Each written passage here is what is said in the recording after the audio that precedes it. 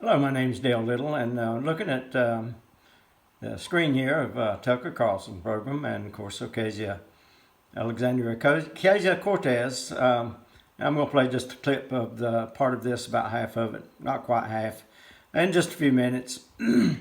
But this covers what I've been saying and warning about for several years now, that people refuse to believe and refuse to accept this, but I began to notice it in talking to people, different people on the internet around the world, not just here in the United States. And it began to become apparent to me that racism has changed tremendously. And this is not to take away that people are still racist toward minorities, and especially blacks and others, but and it doesn't take away the fact that there has been racism directed greatly towards the black community and those people of color for many years. But that doesn't change things for right now. And so what I'm talking about is the present time, and what's been going on. Actually, it's been for a few years now. And like I say, it's been a few years ago that I began to notice this, and people began to tell me how evil and how wicked the white race is, the white people are. And you'll see it here. And let me just go ahead and play a clip before I say any more on it. Let you see for yourself what Ocasio Cortez here says. And no one criticizes her for it. Global climate change is the fault of a specific racial group. Watch. Do we see largely that it's the global south and communities of color that may be bearing the brunt of the initial havoc from climate change? Without a doubt. Without a doubt. And in terms of that wealth, the people who are producing climate change, the folks that are responsible for the largest amount of emissions, or communities or corporations, they tend to be predominantly white, correct? Yes, and every study backs that up. The people that are producing climate change, end quote. That's right. Those people, the ones destroying the earth, driving entire species to extinction, killing children. Ever notice how all those people look alike? They've got something in common, don't they? That's right. They're the same color. That's what she's saying. Standards have changed so much that it's hard to say something genuinely shocking in this country anymore. But that qualifies. For all the hysteria that you hear about how the president is a racist, Donald Trump has never said anything close to that. Nothing close to as bigoted and vicious as that. The people wrecking the world are all of one race? Who talks like that? In fact, it's hard to think of anyone in American life saying anything that disgusting and foolish and dangerous. If so, exactly what would it be? And yet, and here's the amazing part, nobody seemed to even notice when Ocasio-Cortez said that in the middle of a congressional hearing. Our rulers acted like it was all totally normal, because increasingly for them, it is normal. This is an ominous development for this country.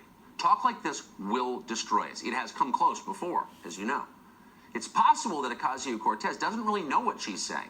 You'd like to think that she doesn't. Maybe she's just young and lacking wisdom and can't hear herself. The problem is that others can hear her clearly. Every time she encourages her followers to hate and distrust other people based on their race, some of them will.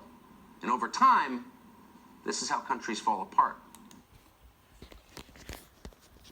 So here is Alexandria Ocasio-Cortez, and this is not just her. It's like I say, I've heard it from so many people, talking to them on the internet, and you get to talking anything about racial issues and things.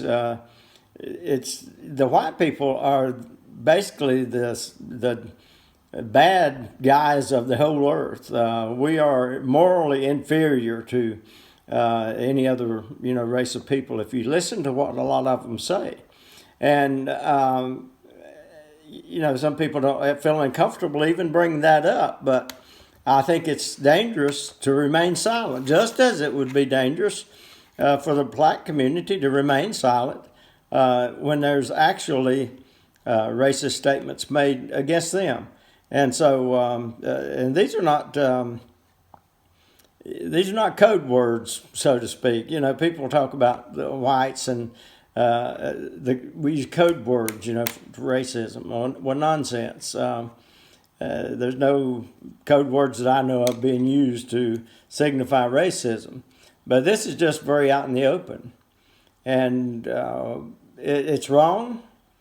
It's wrong if it was said about the black community, that to accuse them of, everything being their fault of something. But we've got to the place that anymore, there apparently is nothing wrong with blaming white people for all the evils of the world. And so we need to get away from that, and we need to stand against that. We can't just look the other way and expect it to go away. It will not. It will continue to get worse and worse, and the consequences will be worse. You need to understand what we're dealing with here and some of the people we're dealing with. Now, I'm not talking about people of color. I'm not talking about race. I'm talking about ideology. The socialists, we've seen, those of you that anywhere near my age, I'm 72 now, and I've seen what socialism does. I've seen what communism does. They don't allow for open discussion. They don't allow for different opinions. What they'll do is they will send you to the labor camps. They will, the re-education camps. They will even, in many cases, put people to death for standing or disagreeing, with their ideology. And so, we need to understand what's going on and like I say, just be aware of it. And that's all I'm doing here. We don't cause some kind of a backlash, and we don't go out and start hating other races of people just because of the way they feel about us or what they've said. But we do need to be cautious about it and be warned and to know what's going on and what this is the direction that things are going. And that's all this is for. Not to cause any, we don't respond in kind with hate. We continue to love people as Christians. Dale Little, Rescue America Ministries.